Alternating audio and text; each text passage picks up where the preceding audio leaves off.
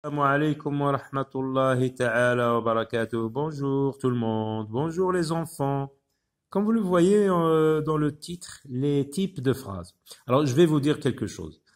Toutes les phrases de tous les livres, de toutes les bibliothèques se ramènent toutes à 4 types seulement. Tu ne peux pas trouver une autre phrase qui sort de cette règle. Donc il n'y en a que 4 types. Lorsque tu parles depuis le matin jusqu'au soir, jusqu'à ce que tu dors, toutes les phrases que tu dis ne sortent pas de ces 4, se ramènent toutes à 4 types. Soit tu poses une question, soit tu dis une phrase déclarative où tu dis simplement quelque chose pour le faire savoir, ou pour raconter un événement, pour donner une opinion. Par exemple, tu dis « Aujourd'hui, il fait beau ». Là, c'est une phrase déclarative. C'est une phrase déclarative. Tu donnes par exemple ton opinion. Je pense que les adultes, par exemple, dans cette école se comportent bien avec les enfants. Là, tu donnes ton avis. C'est une phrase déclarative. Donc, une phrase déclarative, si l'on veut simplement faire savoir quelque chose. Et elle se termine par un point. La phrase interrogative. La phrase interrogative, donc, c'est une phrase qui sert à poser une question. Quand tu veux t'informer, tu cherches des informations, par exemple. Il y a combien de stylos dans cette trousse? L'autre répond, il y en a 6, il y en a 4. Donc, il y a question et réponse. Dans une phrase interrogative, tu cherches une réponse, tu cherches une information, tu t'informes.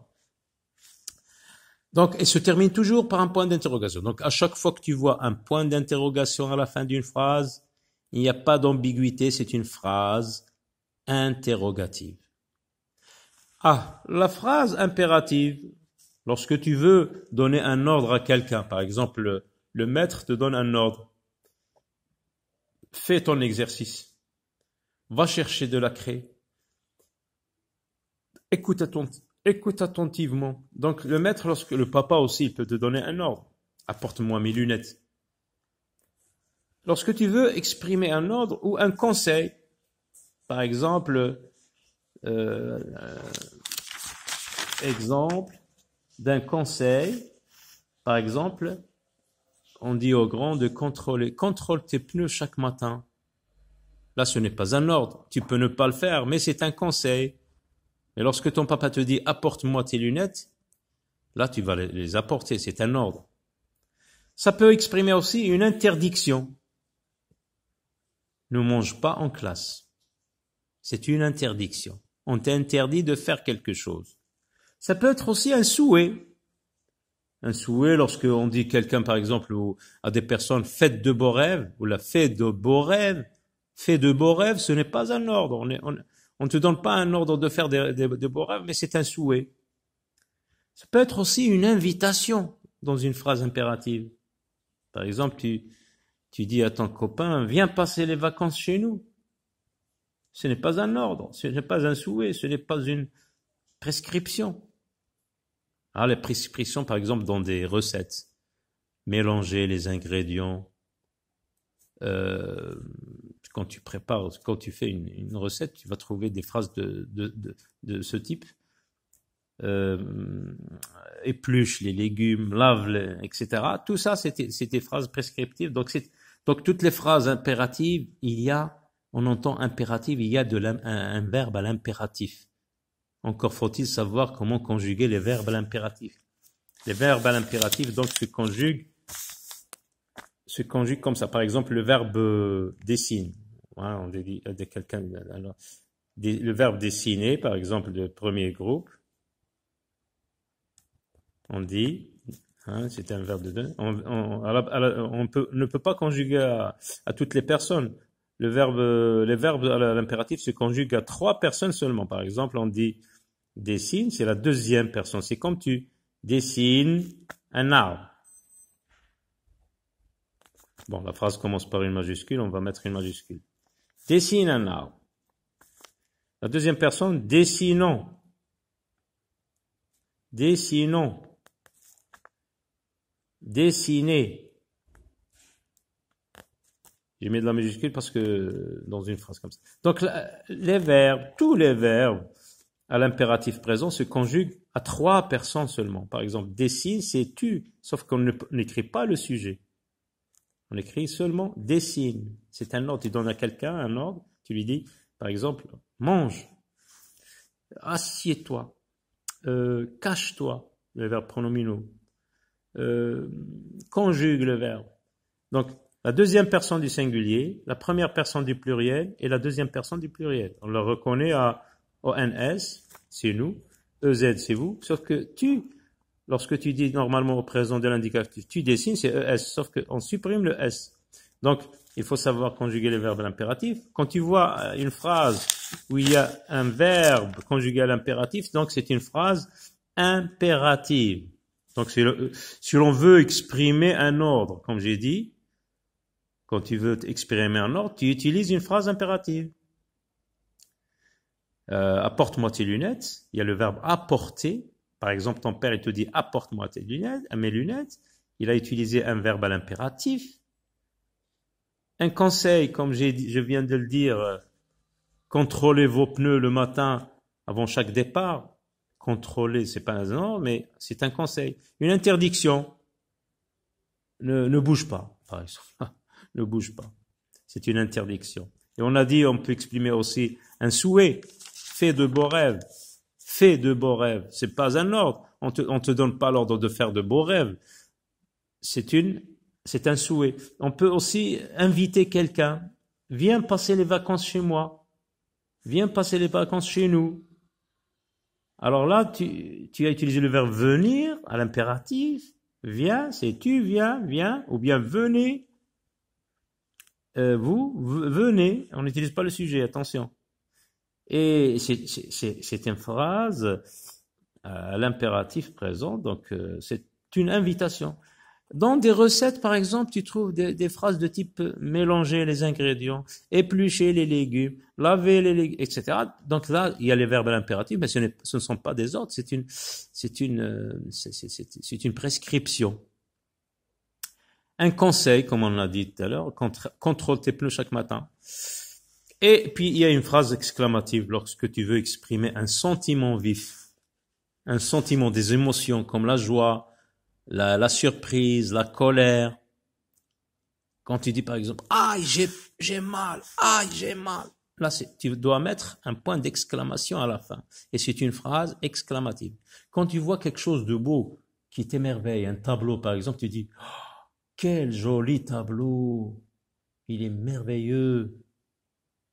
Donc vous voyez que ces adverbes-là, ces adverbes que, comme c'est beau, quelle est belle cette, par exemple. Là, vous voyez donc ça peut être une phrase verbale comme quelle est belle cette fleur, quelle belle fleur nominale. Il n'y a pas de verbe.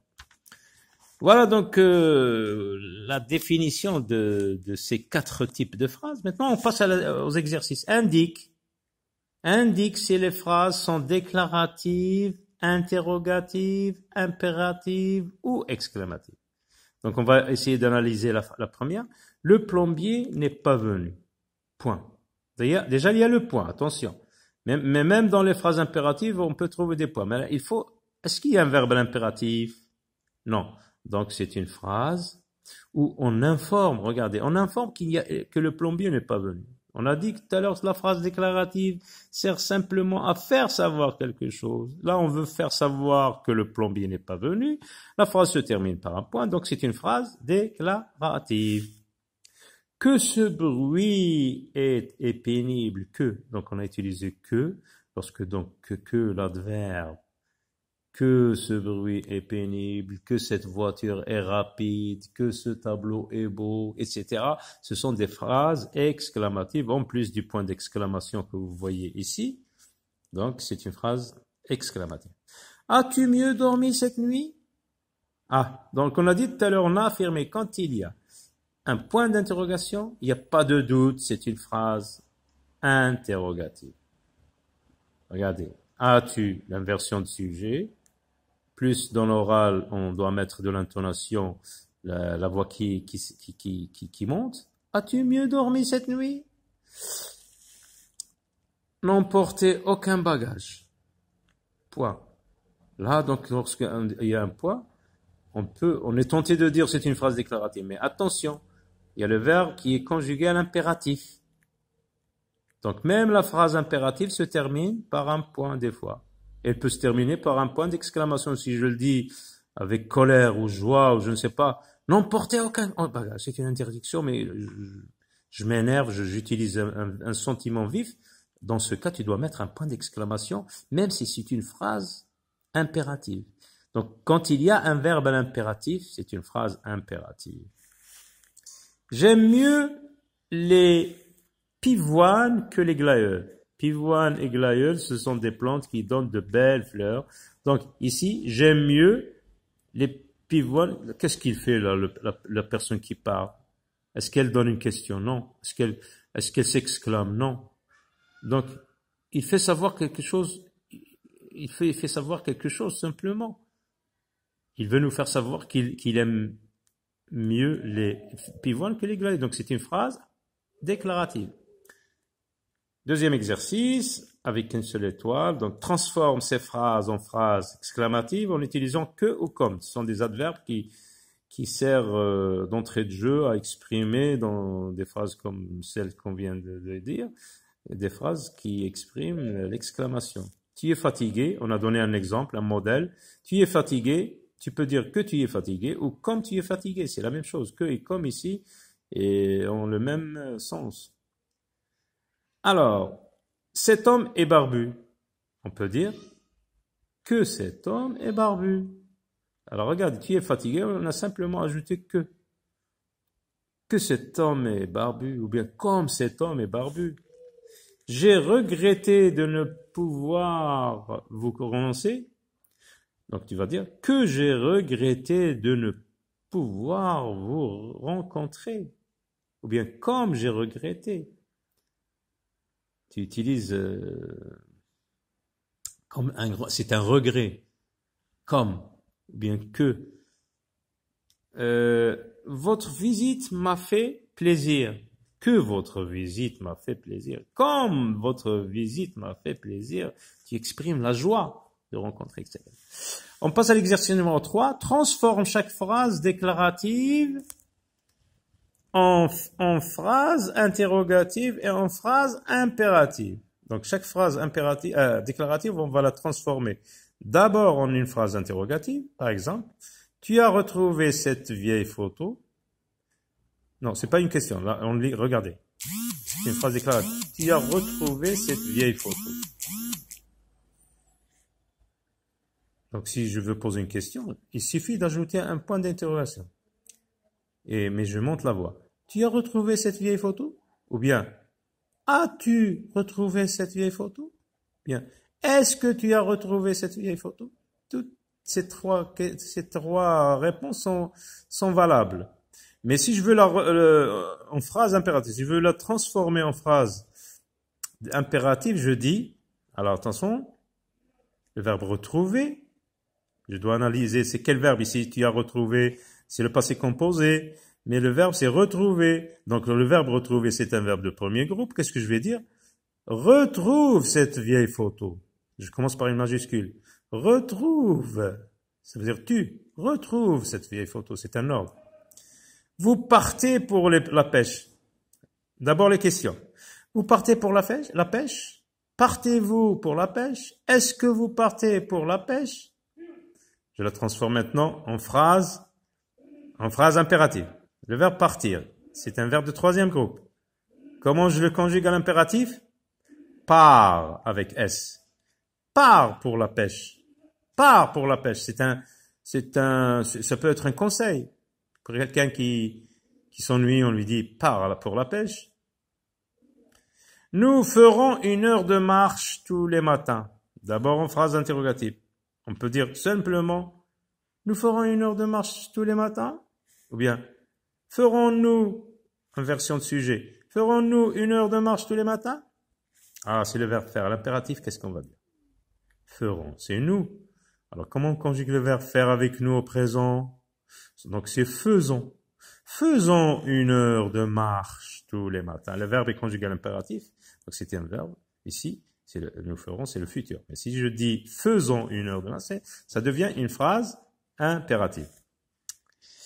Transforme ces phrases verbales déclaratives en phrases nominales exclamatives. Ici, c'est une phrase verbale. Ce garçon est. Le verbe être, donc c'est une phrase verbale. Il y a un verbe. À chaque fois qu'il y a un verbe dans une phrase, c'est un verbe. Mais ici, quel garçon aimable, on ne voit plus le verbe être. Quel garçon aimable. Le mot quel, ici, il exprime l'exclamation. Donc, je supprime le verbe. Cette mode est ridicule. Quelle mode, je supprime. Quelle mode ridicule. N'oubliez pas le point d'exclamation. Parce que tu exprimes une surprise ou un émerveillement. Quand tu vois une maison qui est belle, tu dis cette maison est belle. Qu'est-ce qu'on va dire? Cette maison est belle. Qu'est-ce qu'on va dire? Quelle maison belle ou bien quelle belle maison? C'est mieux. Quelle belle maison. J'ai supprimé le verbe être. Cet article de revue est intelligent. Quel article de revue intelligent? Quel article de revue intelligent? Il y a un brouillard opaque. Quel brouillard opaque? Donc à chaque fois, on supprime le verbe. Ici, le verbe avoir, il y a. Donne les mêmes ordres à l'aide de phrases. Donne les mêmes ordres à l'aide de phrases impératives. Tu achèteras du pain. Achète du pain. Tu achèteras, il est au futur. C'est le verbe acheter, premier groupe. Donc, comme on dit, comme tout à l'heure, le verbe dessiner avec lequel nous avons commencé, on dit dessine eux, achète eux. Donc, même si c'est la deuxième personne, c'est tu, on a supprimé le S comme on a expliqué tout à l'heure. Alors, tu sortiras la voiture. Le verbe sortir, on a dit tout à l'heure, comme le verbe partir, troisième groupe, on dit sors la voiture. Avec S, S-O-R-S, sors la voiture. Et si tu me rendais le livre que je t'ai prêté le mois dernier, on va dire rends, le verbe rendre, rends-moi, tu me rends, le verbe rendre, tu me rends, donc c'est rends-moi. Rends-moi le livre que je t'ai prêté le mois dernier. Il ne faut pas que nous fassions mal à ce petit oiseau. Il ne faut pas. Donc, le verbe faire. Ne faisons pas de mal à ce petit oiseau. Il ne faut pas, je supprime tout ça, il ne faut pas. Je retiens la négation et je la mets avec le verbe faire. Ne faisons pas, il ne faut pas faire de mal à ce petit oiseau. Donc, ne faisons pas de mal à il ne faut pas vous mettre trop près pour ne pas gêner les joueurs. Le verbe mettre, il ne faut pas. Donc, je retiens ne pas et je le mets avec le verbe mettre. Vous mettre. Donc, attention, c'est ne mettez pas. Ne mettez pas trop, ne vous mettez pas. C'est le verbe se mettre. Il ne faut pas se mettre. Il ne faut pas vous mettre. C'est se mettre, donc. Ne vous mettez pas trop près pour ne pas gêner les joueurs. Vous n'oubliez pas de me rendre la monnaie. Donc, n'oubliez pas de me rendre la monnaie. Voilà. Donc, voilà, très bientôt. Merci. Au revoir.